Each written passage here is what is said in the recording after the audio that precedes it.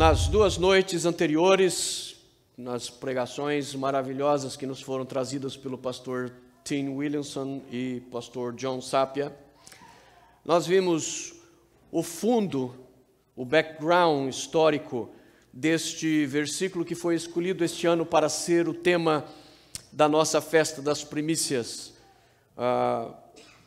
Restoring the Lost Years, restaurando os anos perdidos.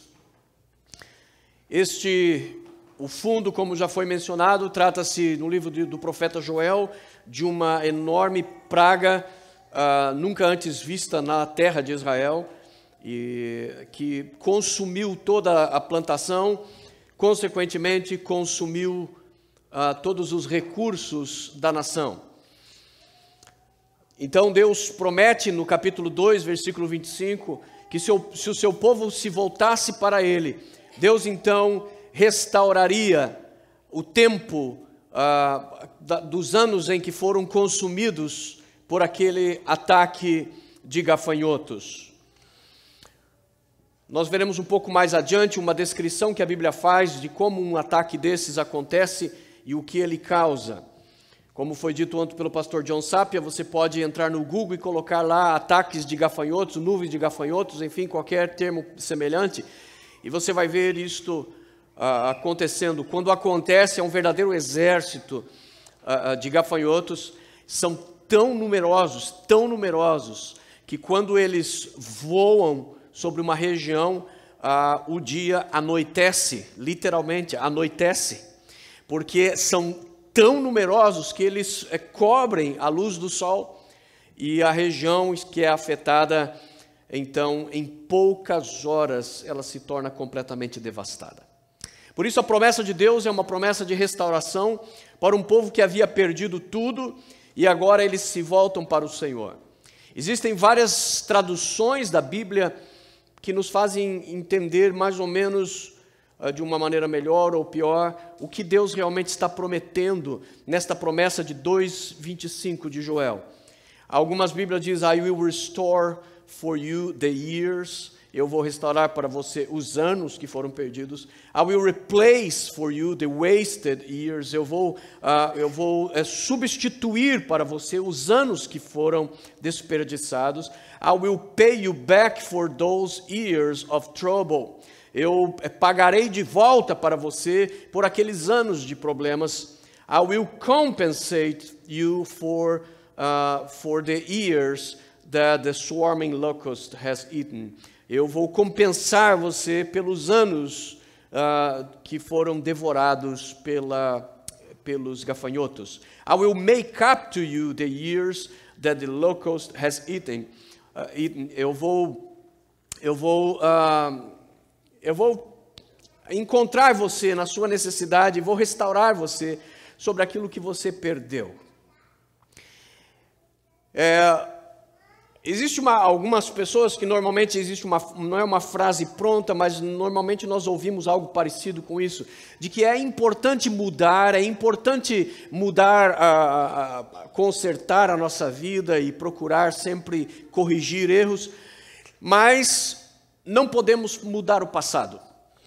Você já deve ter ouvido alguma coisa parecida com isso, de que nós devemos e podemos corrigir nossas atitudes agora, porém, o que é passado, não há como nós mexermos no passado, não há como nós mudarmos o passado.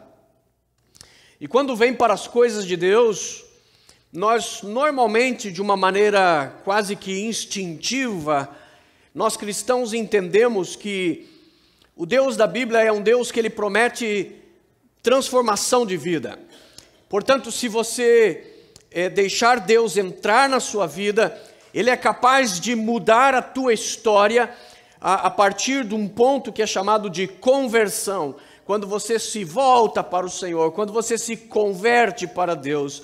A palavra conversão tem o sentido de um U-turn, é um retorno completo, 180 graus. Você estava indo numa direção errada, descobre que estava indo errado, você deveria ir para o sul e de repente percebe que está indo para o norte. Então, qualquer pessoa inteligente vai fazer um U-turn, ele vai fazer uma conversão. Ou seja, ele vai virar as costas para o antigo caminho errado e vai agora se voltar para a direção certa.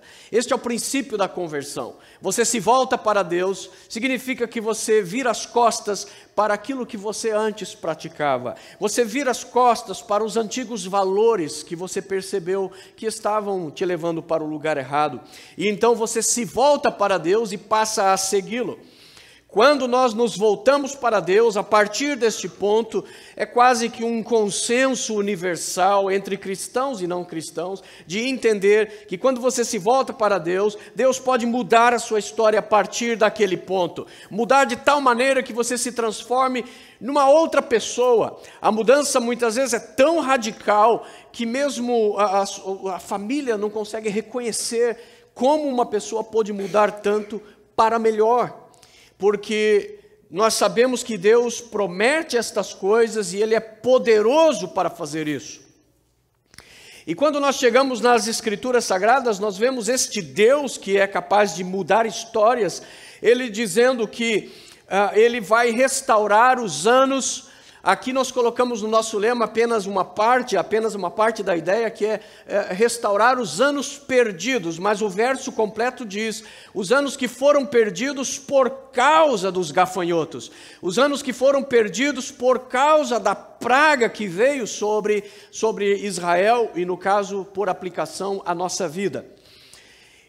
Agora, quando você vai para a Bíblia, conforme foi bem explanado pelo pastor Tim e pelo pastor John, quando você vai para o contexto de Joel, você descobre que aquela praga de gafanhotos, ela foi mandada, na verdade, por Deus.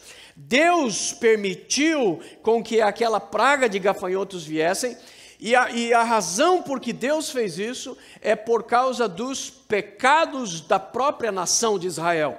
Ou seja, o que Deus está prometendo no capítulo 2, 25, quando Ele diz, eu vou restaurar os anos que foram consumidos pelo gafanhoto, o que Ele está dizendo é, basicamente, mesmo aquilo que o teu próprio pecado causou, mesmo aquilo que a tua própria teimosia te machucou, mesmo a destruição que os teus próprios erros trouxeram sobre a tua vida, ainda assim eu te prometo que se você se voltar para mim, eu vou dar um jeito nessas coisas.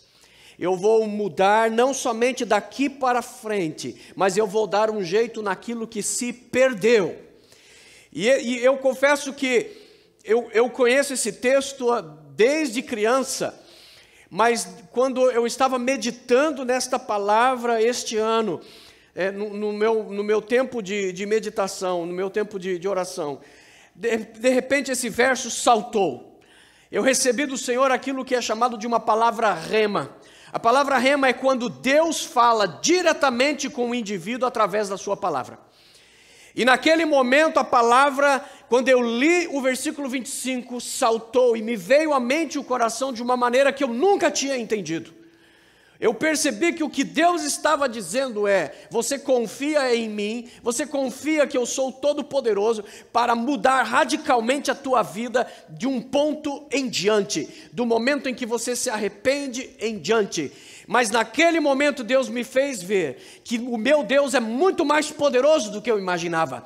Porque Ele está dizendo o seguinte, é verdade, você não pode mudar o teu passado, você não tem poder para isso, porque você não é eterno, você conta os teus dias com a folhinha do calendário, você conta os teus dias baseado em horas, minutos, porque nós sabemos que o nosso tempo vai se esgotando, como nessa ampulheta, aonde a areia vai chegando num ponto em que ela termina e os últimos grãos dela finalmente caem, então é quando a nossa vida termina. O nosso tempo, portanto, não há como retroagir. Nós podemos corrigir daqui para frente, mas a vergonha do passado, os erros do passado, os pecados do passado, nós não temos como voltar atrás e corrigir. Mas o que Deus me fez ver pela primeira vez na minha vida como cristão, nesse ano, quando eu li Joel 2,25, é que Deus estava dizendo, eu tenho um poder que eu estou te revelando agora, que você não sabia, que eu tenho o poder de ir lá no teu passado. Eu tenho o poder de ir lá atrás na tua história e mudar até mesmo aquilo que você perdeu por causa dos teus erros. Eu tenho poder, você não pode voltar, mas eu, como sou eterno, eu posso.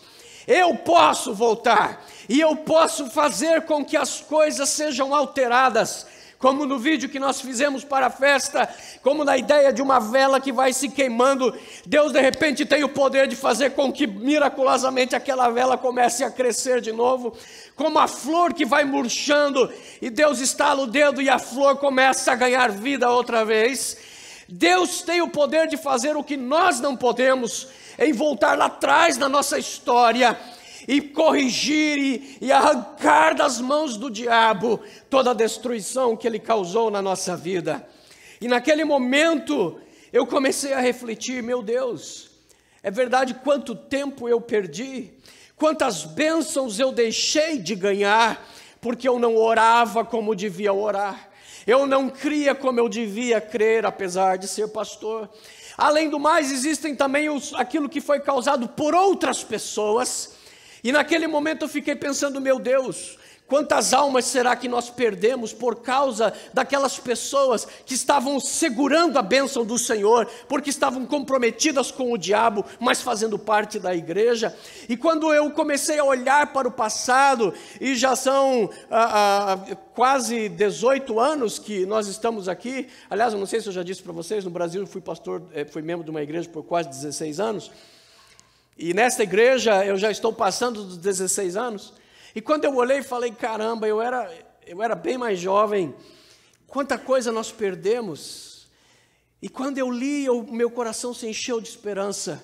Deus disse: mesmo aquilo que você perdeu lá atrás, se você confiar em mim, eu posso te restaurar o que ficou para trás.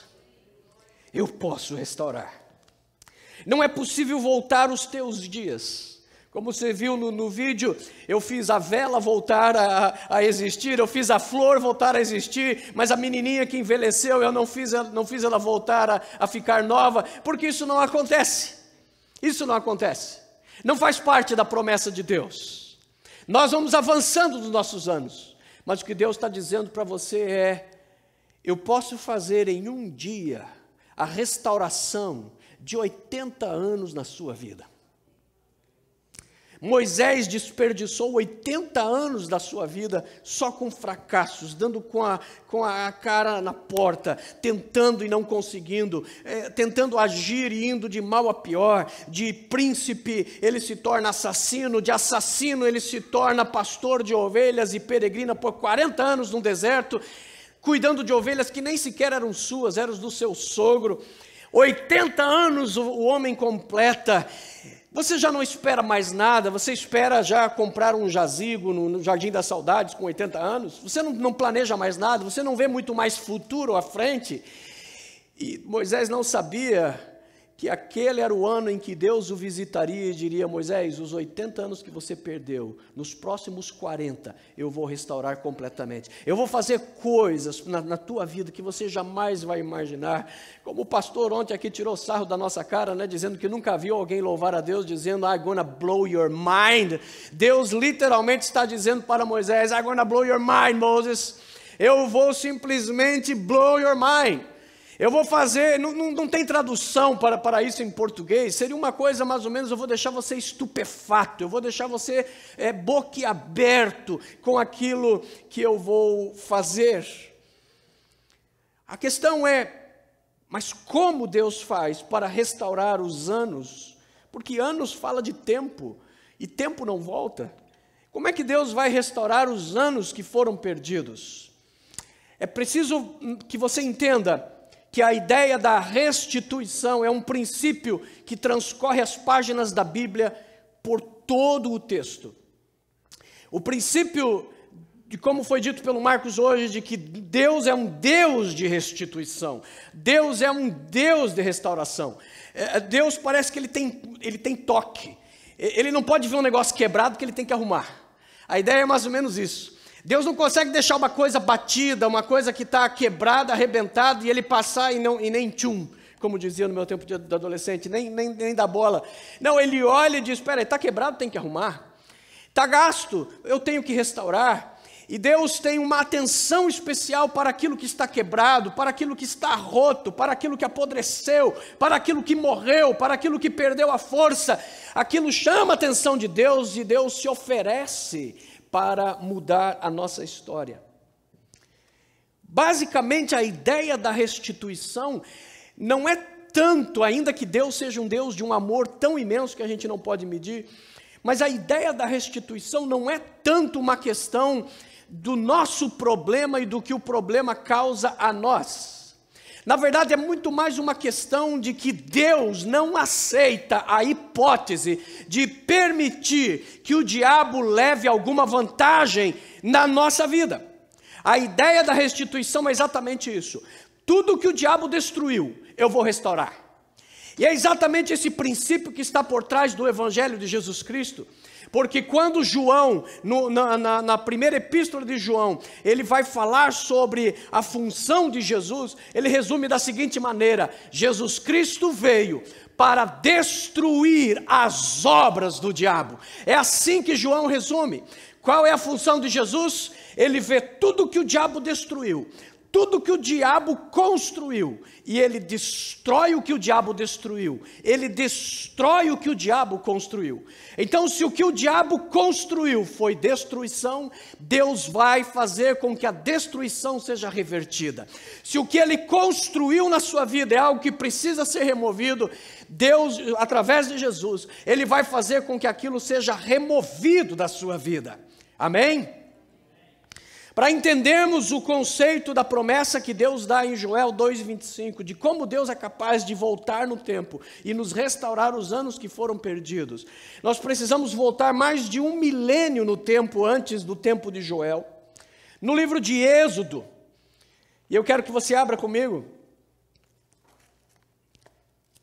Neste livro nós encontramos a história de uma das maiores histórias de redenção das páginas da Bíblia, para que nós possamos entender qual é a função de Deus, qual é o papel de Deus. Vamos para Êxodo capítulo 10. Êxodo capítulo 10.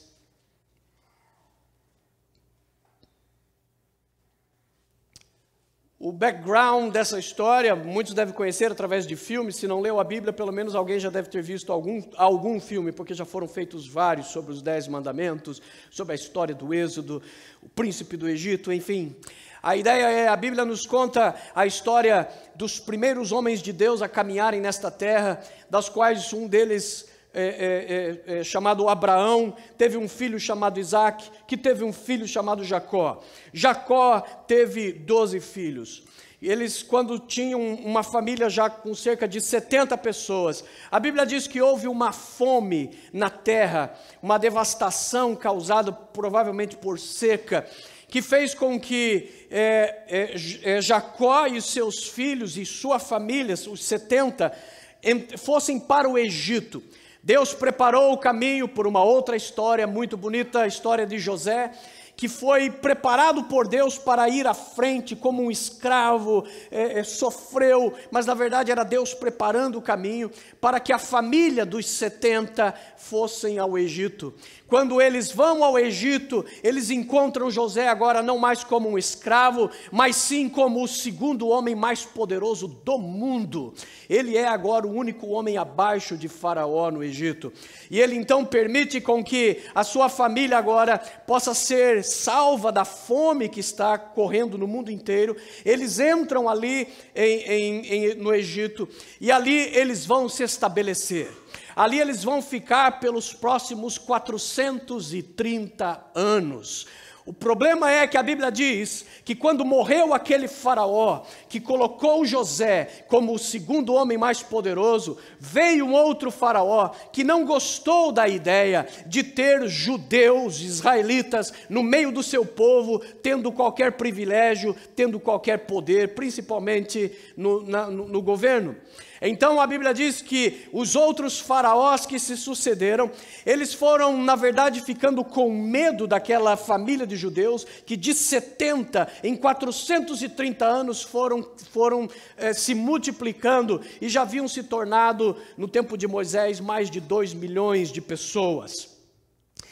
Durante estes 430 anos, os faraós começaram então a oprimir os israelitas e começaram a colocá-los em funções de escravos, tiraram-lhes todos os direitos e eles passaram então a viver 4 séculos, quase 4 séculos e meio, de uma vida extremamente dura, extremamente penosa. Neste processo, os filhos meninos foram assassinados em todo o Egito, porque eles tinham medo de que aquele povo crescesse e formasse um exército contra Faraó. Então o Faraó mandou matar todos os meninos que nasciam dos egípcios. É nesse contexto que Moisés, um daqueles meninos, foi salvo, quando a sua mãe lhe colocou num cestinho e o jogou no rio Nilo, e Deus proveu que ele acabasse indo parar no palácio séculos mais tarde. Mas durante 430 anos, eles sofrem terrivelmente, morrem durante várias gerações dentro do Egito, como um povo serviçal, como um povo escravo, até que Deus levanta Moisés e encontra Moisés no deserto e diz para Moisés: Moisés, eu tenho ouvido o gemido, o clamor do meu povo, e agora vá até lá, e vá até o palácio de Faraó, e diga para ele: let my people go, deixe o meu povo ir, porque Deus está agora reivindicando o que é seu. Eles estavam há 430 anos em possessão do Egito, mas agora a Bíblia diz que Deus está virando o jogo. Quando Deus quer redimir o seu povo, a primeira coisa que Deus vai fazer é esperar o nosso arrependimento, que nós comecemos a clamar ao Senhor. É por isso que Deus disse a Moisés: eu estou ouvindo o clamor do meu povo. O meu povo começou a me buscar. No meio dos seus sofrimentos, o meu povo começou a me buscar. Quando você está passando por sofrimento, quando você está passando por uma situação que lembra como essas nuvens de gafanhotos que vieram e consumiram a tua vida, o que você deve fazer não é desesperar, você deve se voltar para o Senhor. Volte-se para Deus, porque quando você voltar para Deus, Deus vai dizer: eu ouvi o clamor do meu povo, eu ouvi o clamor dos meus filhos. E é o que Deus fez naquela época. Deus disse para Moisés: vai lá e diga que eu ouvi o clamor do meu povo. E então Deus começa, depois de encontrar o arrependimento, Deus agora vai lidar com o opressor. É sempre assim que Deus faz. Primeiro Deus quer o arrependimento do seu povo. Uma vez que o seu povo se arrependeu, Deus agora o abraça, o coloca para trás de si e diz: agora deixa que eu resolva o problema com aquele que te oprimia. Foi assim com a Babilônia, foi assim com o Egito, foi assim com a Síria, foi assim com os romanos, foi assim com os gregos. Cada um dos impérios que ousou se levantar contra o povo de Deus, o povo de Israel, Deus os visitou mais tarde. Quando eles se arrependeram, Deus foi lá e os libertou. E depois Deus lidou com o opressor. Nenhum desses mais se levantaram. O Egito já foi a potência mundial. Hoje é um paizinho lá, me perdoem se existir algum egípcio aqui, de merreca.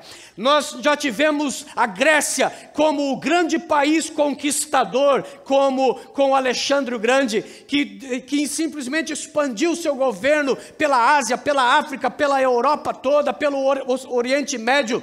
Porém, Deus visitou a Grécia. O que é a Grécia hoje? A Grécia hoje não é nada. Deus visitou a cada um dos opressores do seu povo e Deus os destruiu nos seus fundamentos. O que Deus estava dizendo para Moisés agora: vai confrontar Faraó, porque uma vez que o meu povo já se voltou para mim, está na hora agora de eu confrontar o opressor. E ele foi confrontar a Faraó. Então, quando nós chegamos no capítulo 10, no versículo 3, a Bíblia diz assim: dirigiram-se, pois, Moisés e Arão ao Faraó, e lhe disseram: assim diz o Senhor, o Deus dos hebreus, até quando você se recusará a humilhar-se perante mim? Falando para o rei, para o homem mais poderoso do mundo. Deixe ir o meu povo para que me preste culto. Se você não quiser deixá-los ir, agora veja bem qual é a ligação de Joel com esse episódio. Deus diz: eu farei vir para vocês uma praga de gafanhotos sobre o seu território amanhã. Deus disse: eu vou te mostrar quem é que manda. Você acha que você é o bam, Faraó? Pois eu vou mostrar através de pequenos insetos quem é que manda. Ele disse, se você não deixar o meu povo ir, se você não se arrepender, amanhã eu vou mandar uma nuvem de gafanhotos sobre o Egito, que vai acabar com absolutamente tudo. Veja o que Deus disse. Agora aqui vem a descrição de Deus dizendo o que os gafanhotos são capazes de fazer. No versículo 5, eles cobrirão a face da terra, até não se poder enxergar o solo. Devorarão o pouco que ainda lhe restou da tempestade de granizo e das árvores que estiverem brotando nos campos. Eles encherão os teus palácios e as casas de todos os teus conselheiros e de todos os egípcios, algo que os seus pais e os teus antepassados jamais viram, desde o dia que se fixaram nessa terra até o dia de hoje. A seguir, Moisés virou as costas e saiu da presença do faraó. Olha a petulância do Moisés. Como foi Deus que mandou, ele diz, vai lá e enfrenta o opressor. Enfrenta o homem mais poderoso do mundo, que tem o exército mais poderoso da terra.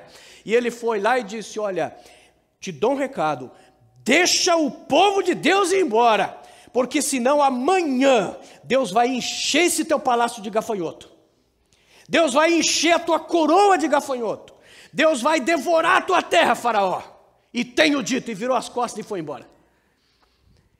A Bíblia diz que, como já haviam outras pragas sido mostradas por Deus, naquele momento, diz o versículo 7, que os conselheiros de Faraó, quando esperaram Moisés sair, eles esperaram, né, Moisés sair para não passar vexame. Na hora que fechou a porta, eles se viraram para o rei, pelo amor de Deus, ouça esse homem, porque esse homem só trouxe praga, esse Deus dele está devastando. É o que diz o versículo 7, ele disse, até quando esse homem será uma ameaça para nós? Deixe os homens irem prestar culto ao Senhor, o Deus deles. Não percebes que o Egito está sendo arruinado?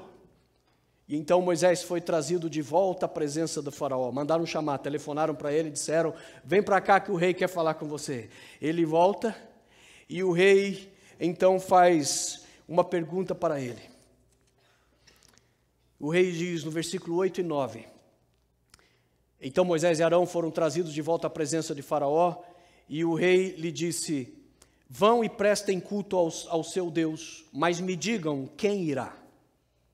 E aqui está um dos primeiros pontos que nós precisamos entender do que Deus está falando quando Ele diz, eu vou restaurar os anos que foram consumidos.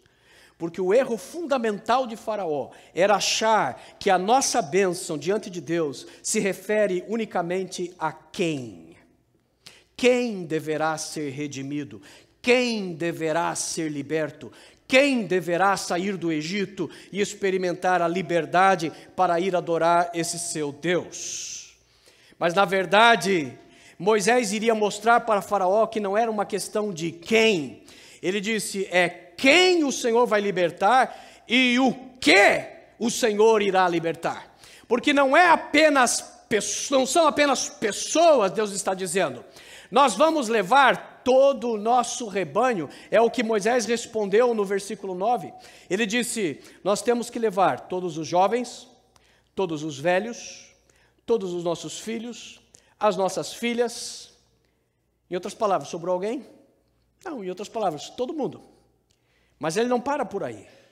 Ele diz assim, esses são quem? Que você me perguntou.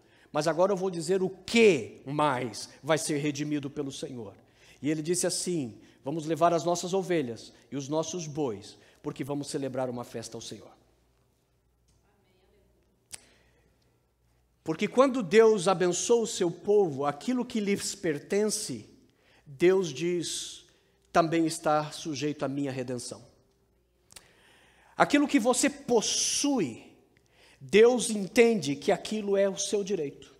Então, quando Deus te salva, Deus não apenas salva você, Ele também salva aquilo que te pertence.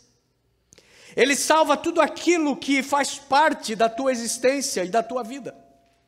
A redenção, ela não implica simplesmente em salvação de almas, Tem muita gente que busca a Deus apenas nisso: eu quero salvar a minha alma, eu não quero que a minha alma vá para o inferno. E diminuímos o poder da redenção apenas à questão de: vou viver uma vida miserável, vou deixar o diabo fazer o que quiser da minha vida nesta terra, o que importa é que a minha alma seja salva, o que importa é que quando eu bater as botas, eu esteja na glória e para sempre vou viver com Deus. Mas esta pessoa, ainda que isso já seria uma coisa gloriosa, maravilhosa, fantástica, mas o que Deus está dizendo é: a redenção é muito mais poderosa do que isso. A salvação vai muito mais além do que isso, porque eu não vim apenas salvar almas. Preste atenção nisso: o propósito da redenção humana é nos fazer santos. Vou repetir: o propósito de Deus salvar é para te fazer santo.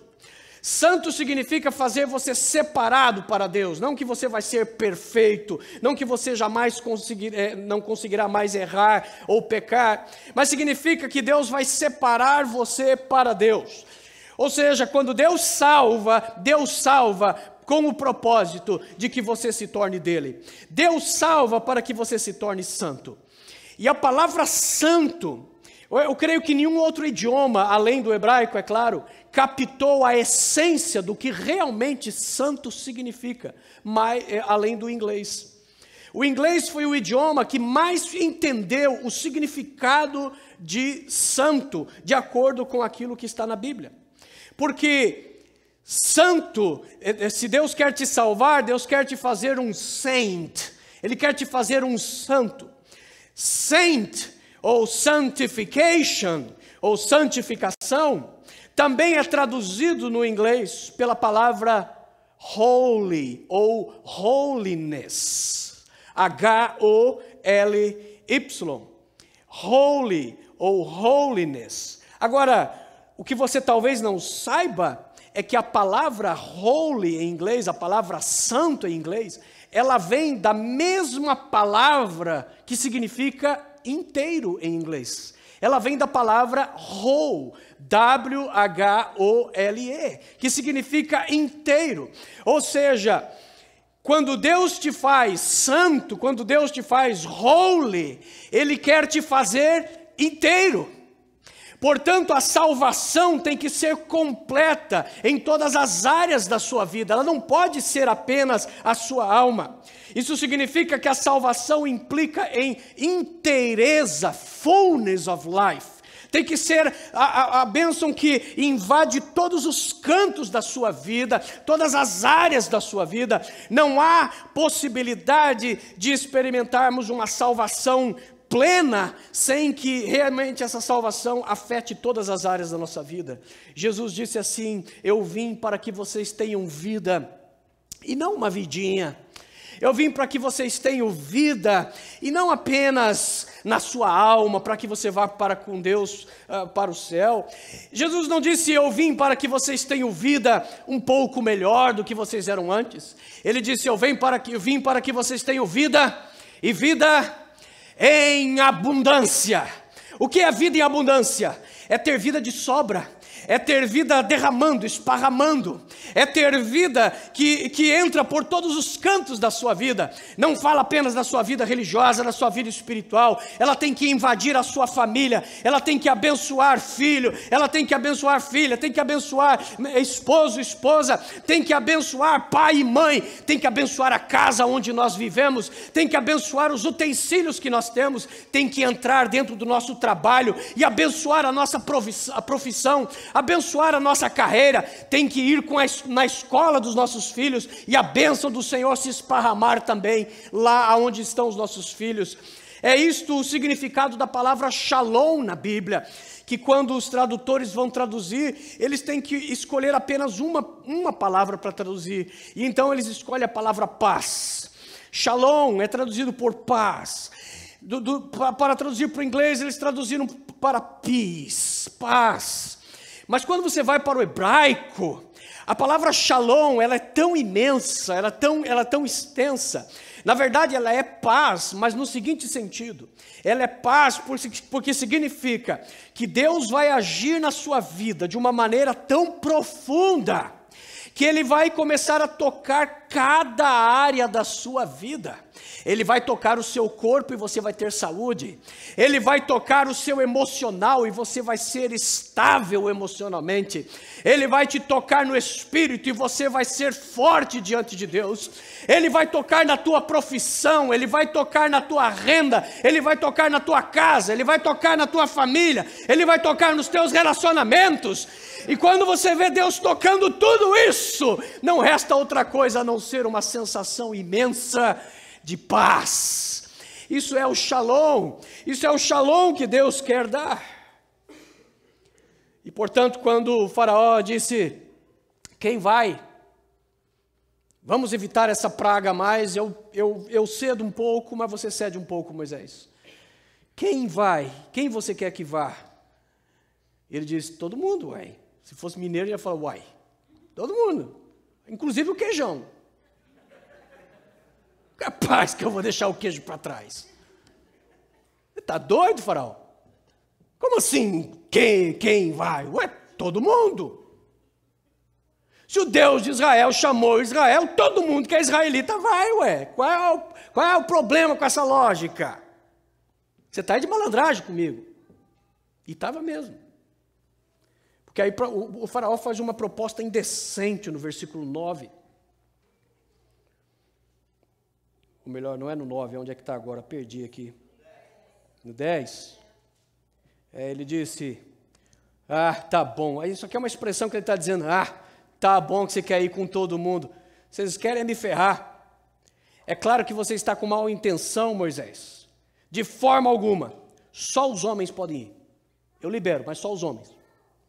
Até mesmo porque era outra estratégia. Lembra que há séculos, algumas décadas atrás, o faraó teve a ideia de eliminar os homens? Ele agora estava tendo a mesma ideia. Sabe o que? Eu quero mais é me livrar desses caras. Deixa os homens embora, eu fico com as mulheres e as crianças. Ele falou, pode ir. Todos os homens de Israel vão embora. Eu dou alforria, libertação, pode ir. E José disse, no way, José. De jeito nenhum. De jeito nenhum. Você está maluco? Como é que eu posso querer salvação para mim, se a minha esposa não está salva? Como é que eu posso querer estar satisfeito e pleno com salvação para mim, se os meus filhos não estão salvos? Como é que eu posso querer ir para o céu, pensando só na minha salvação, e lembrando que aqueles que eu mais amo nessa terra vão ficar para trás? De jeito nenhum, diabo, de jeito nenhum, faraó. Os homens vão, mas na nossa nação, o homem, ele é o chefe da casa. Em Israel, o homem é o sacerdote. Portanto, se o homem vai, o filho vai, a filha vai, a esposa vai. Ninguém vai ser deixado para trás, de jeito nenhum. De jeito nenhum. Portanto, Deus quer restaurar para você uma bênção que invada completamente você, a sua alma, o seu espírito, o seu corpo, mas que se reflita também na sua esposa, no seu esposo, nos seus filhos. Deus não quer levar você para o céu e fazer com que os seus filhos fiquem e pereçam no inferno. Deus quer a salvação para todo mundo. Por isso, quando a Bíblia diz que houve aquele terremoto na cadeia e as celas foram abertas e Paulo viu que estava livre para fugir se ele quisesse, e no meio da escuridão, o carcereiro não podia ver, ele apenas viu que as celas estavam abertas e ele falou, todo mundo fugiu, vão me matar por causa disso. Ele pegou a espada para se matar. Paulo, lá no fundo da escuridão, conseguia ver a parte iluminada, e ele gritou para aquele guardião, para aquele carcereiro, não te mates, não faça mal a você, estamos todos aqui. Ninguém fugiu? Ninguém fugiu. Naquele momento que aquele homem, que de um instante ele tinha o poder sobre todos aqueles presos, agora ele estava numa situação onde ele percebia que não tinha poder nenhum. Quando ele percebe isso, que ele não é nada e nem ninguém, a Bíblia diz que ele se ajoelha diante de Paulo e diz, como é que eu faço para ser salvo? E olha a resposta de Paulo sobre salvação. Ele não diz, aceita Jesus, repete comigo agora essa oração, eu creio em Jesus Cristo e você será salvo. Não, ele diz assim, crê tu e tua casa e serão salvos, você e a tua casa. A salvação é para todos. Nós não podemos jamais abandonar. E se isso não está acontecendo na sua vida, irmão, vai para o joelho, vai para a oração e diga: Senhor, a promessa tua é o shalom, a promessa tua é a inteireza. O ser santo significa ser inteiro. Eu não sou inteiro sem a minha esposa, eu não sou inteiro sem os meus filhos. Senhor, então, se os meus filhos não se converteram, eu não vou parar de orar até que o Senhor cumpra a sua palavra. Eu quero a minha família rendida aos teus pés, salva, indo comigo para fora do Egito, para a glória eterna, para sempre.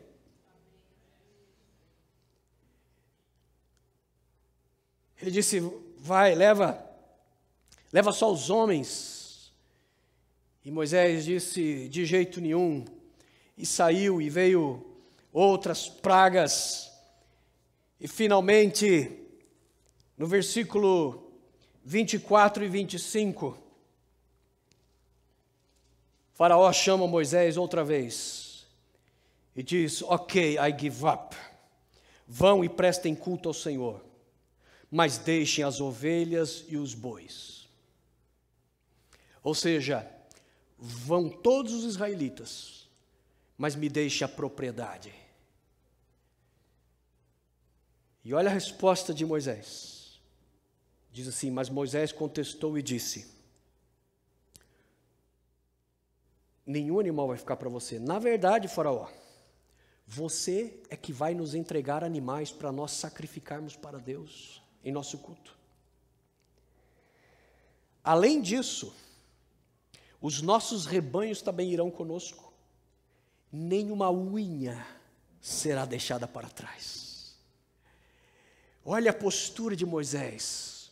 Faraó naquele momento ele está representando o diabo, Moisés está representando o Senhor Jesus Cristo, Israel está representando a igreja de Jesus Cristo. Jesus está dizendo para o diabo: eu, o Redentor, vim para resgatar o meu povo, e eu não saio do Egito sem levar todo homem, toda criança, toda mulher, todo jovem, todo velho, todos os rebanhos. E Jesus está dizendo para o diabo sobre a nossa vida, ele está dizendo: eu não vou deixar nenhuma unha para trás. Quem é que se preocupa com unha? Eu quero mais ir embora do Egito. Moisés, para de brigar por causa de unha. Vamos embora, Moisés. Ele fala: não, nenhuma unha. Mas por quê? Porque o princípio de Deus é isso para o diabo. O diabo mede forças com Deus. E Deus disse: diabo, eu não tolero, eu não aceito, eu não permito jamais, em hipótese alguma, sob condição qualquer, que algum dia você possa tomar alguma coisa que me pertence. Nenhuma unha, diabo, eu vou te dar a vitória. Sabe por quê? Porque se Deus deixasse uma unha para o diabo ia usar a unha como um troféu. Ganhei de Deus. Seria um troféu ridículo, mas o diabo é ridículo. Ele diria: ganhei, venci Deus. Deus vai lá e arranca a unha e diz: não, nem a unha fica. Põe no bolso e vai embora. Esse é o princípio da restauração. É o princípio de que Deus vai tomar e reverter tudo que o diabo tomou de nós. Portanto, o diabo tomou a sua alma, Deus vai lá e salva a sua alma. Você agora é redimido e pertence ao Senhor. O seu corpo, preste atenção nisso, o ser humano, ele é formado de uma tricotomia, ele é tríplice. O ser humano é formado por corpo, alma e espírito, é isso que a Bíblia nos diz. O homem não é apenas corpo, como pensam algumas pessoas. Tampouco ele é apenas uma alma, ele é um corpo e uma alma, mas tampouco ele é só uma alma e um corpo, ele também tem um espírito. Portanto, quando Deus salva o homem, Deus tem que salvá-lo completo. É por isso que a Bíblia promete que mesmo depois que os servos de Deus morrem nesta terra, a Bíblia diz que a sua alma vai para o paraíso, para onde Jesus já está. E o seu corpo vai para a sepultura como qualquer outra pessoa. Porém, preste atenção, a minha irmã querida que se foi, ela já está lá na glória com Jesus. ela já está lá no paraíso com Jesus. Eu tenho amigos queridos que já partiram e já estão lá na glória. Eles já estão muito melhor do que eu e você. Eles já estão vendo o rosto de Jesus. Eles já estão sendo abraçados por Jesus. Preste atenção, se eu estivesse nessa condição que a minha irmã está hoje, eu dizia: Jesus, esquece o meu corpo, deixa para lá. Eu estando aqui, isso aqui não preciso de mais nada. E Jesus vai dizer: de jeito nenhum. Eu prometi te salvar por completo. Por isso existe uma promessa de que todos aqueles que já morreram esperando em Cristo, apesar de que suas almas já estão no paraíso com Jesus, a Bíblia diz que eles irão ressuscitar. O que significa isso? Significa que suas almas terão que descer do céu, vir para esta terra, recolher os seus corpos que através de milhares de anos já se dissiparam e viraram moléculas espalhadas pelo mundo inteiro. Deus, num segundo, Ele vai fazer com que o seu corpo seja refeito, como aquela vela do vídeo, como aquela flor do vídeo, e de repente a alma que já estava salva no céu, ela agora tem um corpo redimido. E a Bíblia diz que tudo isso vai acontecer em menos de um segundo, porque a Bíblia diz que nem todos morreremos, porque Jesus vai voltar para buscar a sua igreja. Isso é chamado de arrebatamento. Isso significa que quem estiver vivo no dia que Jesus voltar, numa fração de segundo, este corpo será transformado num corpo de glória e irá subir para encontrar Jesus. Só que a Bíblia diz que antes disso acontecer, nesta fração de segundo, primeiro Deus vai honrar as filas. Deus vai honrar quem está com a ordem de chegada. Primeiro Deus vai ressuscitar aqueles que morreram esperando nele. E a Bíblia diz: os mortos ressuscitarão primeiro, e então nós, os que estivermos vivos, seremos arrebatados e juntos chegaremos na mesma reta de chegada, porque Deus terá restaurado completamente o nosso corpo. Deus vai salvar a tua família. A palavra de Deus nos diz que a promessa de Deus é que Deus abençoará até 1000 gerações daqueles que amam a Deus. Ou seja, quando uma pessoa aceita Jesus, Deus não está só pensando: eu também vou salvar o teu marido, eu também vou salvar o teu filho, vou salvar tua mãe, teu pai. Mas Deus já pensa 1000 gerações à frente. Eu vou salvar os teus netos, bisnetos, tataranetos, todas as gerações por 1000 anos. Eu vou segui-los, porque eu te salvei e eu quero estender isso para toda a família. Deus também promete que Ele vai salvar a tua propriedade. Era isso o embate final ali de Moisés com o faraó. O faraó está dizendo: eu deixo vocês irem, mas tua propriedade me pertence. É o que o diabo quer fazer com você, meu irmão. Ele diz: ok, seja salvo e vá para o céu, seja crente, seja cheio de Espírito Santo, desde que você viva pobre, desde que você viva sem nada nesta terra, porque eu vou segurar a tua riqueza. E você, como Jesus, como Moisés, você olha para o diabo e diz: não, diabo, nem uma unha vai ficar com você. Nem uma unha vai ficar com você. Quando eu me converti a Jesus, significa que o meu emprego se converteu também. Significa que o meu salário se converteu também. E a prova de que o salário se converteu é o dízimo, a oferta e a oferta de primícias. Você mostra que o seu dinheiro se converteu. Amém? É exatamente isso. Deus é tomando conta de absolutamente todas as coisas. Nenhuma unha, nenhuma unha. Se Deus diz isso, então eu quero. Você não quer? Se Deus me dá todas as promessas e diz: olha, eu quero te abençoar, e não é pouco, é muito. Eu quero abençoar teu corpo, tua alma, corpo, alma, espírito. Quero abençoar mamãe, titia, papai, filhinho, filhinha. Eu quero salvar netos, eu quero salvar tua empresa, quero salvar teu emprego, quero salvar teu salário, quero salvar teu espírito, quero salvar tua saúde. Se Deus está me dizendo tudo isso, eu só posso me unir a Freddie Mercury e dizer: I want it all, I want it all. Amém? Para concluirmos, Jesus chegou um dia numa sinagoga, foi convidado para trazer a palavra, pegou o rolo de Isaías, abriu o rolo. Não era que nesses livros você tinha que abrir, eles tinham metros de comprimento, e não era marcado por capítulo. Então, literalmente, você queria achar um texto, você tinha que fazer como se fosse um tapete. Achei. Jesus pegou o texto de Isaías no capítulo que hoje é o capítulo 61. Ele abriu. e fez a leitura. Fechou o livro e disse: hoje, esta palavra se cumpriu. O que se cumpriu? Porque havia uma profecia sobre o Messias, que dizia assim: o Espírito do soberano Senhor está sobre mim, porque o Senhor me ungiu para levar boas novas aos pobres. Me enviou para cuidar dos que estão com o coração quebrantado, anunciar liberdade aos cativos e libertação de trevas aos prisioneiros, para proclamar a bondade do Senhor e o dia da vingança do nosso Deus, para consolar todos os que andam tristes e a dar a todos os que choram em Sião uma bela coroa ao invés de cinzas. Preste atenção no processo de reversão, preste atenção no processo de restauração. Deus está dizendo: te sobrou cinzas dos teus sonhos? Te sobrou cinzas dos teus planos? Deus está dizendo: ao invés de cinza, eu vou te dar uma coroa. E não só uma coroa, Ele está dizendo: vou te dar uma bela coroa. Qualquer coroa feita de ouro já é coroa, meu amigo. Qualquer coroa já é coroa, mas Deus está dizendo: eu vou te dar uma bela coroa. O processo continua. Ele está dizendo: está chorando? A tua dor tem te feito chorar, o teu problema tem te feito chorar. Eu vou substituir o teu choro por um óleo de alegria. Você vai começar a dar gargalhada e sair rindo feito um bobo por aí, porque ao invés de chorar, eu vou enxugar as tuas lágrimas e vou te dar uma unção de alegria. Você passará a rir, a se alegrar ao invés de chorar. Está com o espírito deprimido por causa do teu problema?